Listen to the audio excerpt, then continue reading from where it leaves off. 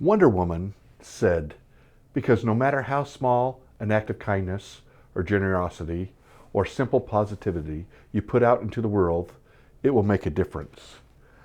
You know, I've had a lot of people come to me and say, Steve, how can I make my business go viral? Or how can I be looked at as a superhero providing whatever the service or product is that we have? And they want to make that leap immediately. And I have found that some of the best ways to go viral, the best way to get your name out there and be positive comes back to basically customer service.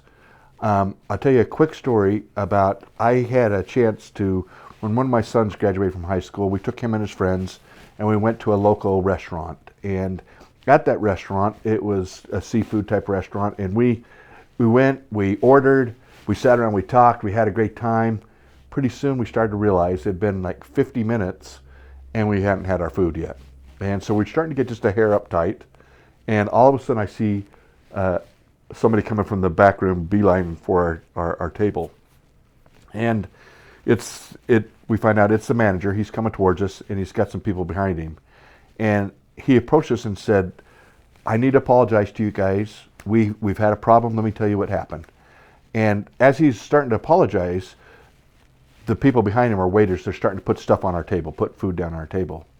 He says, your waiter took your order, went to the back room, threw it on the floor, walked out the back door. We didn't even realize he was gone for a little bit, and then we didn't realize that your order wasn't in process.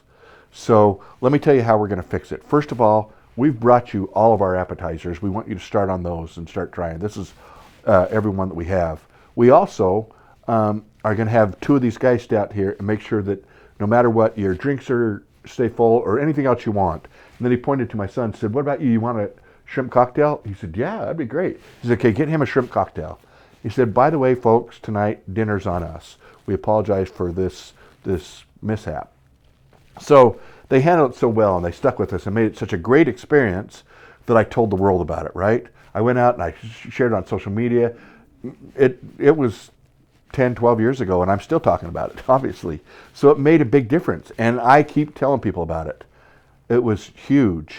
But one thing I realized at the end was if everything had gone perfect, if it had been smooth, I probably would not have remembered to talk about that restaurant. I'd have bragged about my son graduating, but I wouldn't have talked about the restaurant.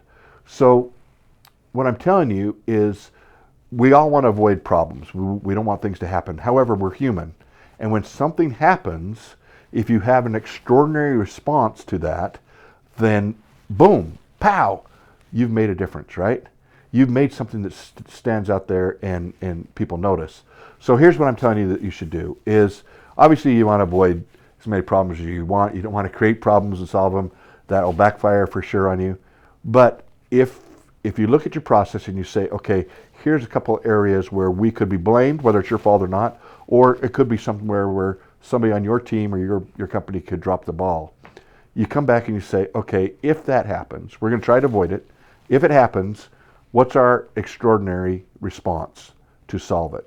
What are we going to do that'll be above average? What are we going to do that'll make people remember that we solved it, right?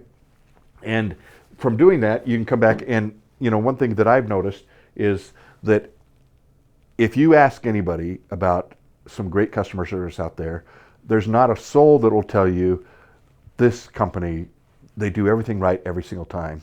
What they'll do is they'll tell you about a problem that was solved when they talk about great customer service. So what we tell people to do is to kind of premeditate what your response is going to be, right? Pre-plan, put a budget behind it so that you know that if you're not there, you can empower somebody else to take care of it in the right way, right? And they know what they can do, how much they can spend to make things right. And then always follow up afterwards with that person and make sure that it was solved, right? Did we take care of you? Did we? And that gives them the opportunity to even shout out back to you and tell you how you did and how you felt about it. So to me, I call it being a superhero in business. And my good friend Superman here would probably agree that to really be that superhero, you got to look ahead, right? You can plan ahead. What's going to be that response? What are we going to do? And then, kapowie, you've made a difference. So here's my challenge to you. Go out and gather your team together and say, okay, Where could there probably be a mishap? Where could there probably be a problem? And wherever that is, set your plan in place. How are we going to solve that if it is? What are we going to do that's over and above that will make people remember that we solved it and that we met their problem? And then, again, put your budget behind it, and then what's the follow-up with that? I guarantee you if you do this, you'll be looked at as a hero, and you'll go viral without having to spend a lot of extra time and money because your customer service will be so great. Recently, with the things that have happened with virus and sickness and things, we've seen customer service drop and fall and come apart. So many people are looking for great customer service still. They want to feel that again. They want to feel that you care when they buy your service or product. Here's your chance to stand out. This is another one of the top things you can do. And again, that's our point of view.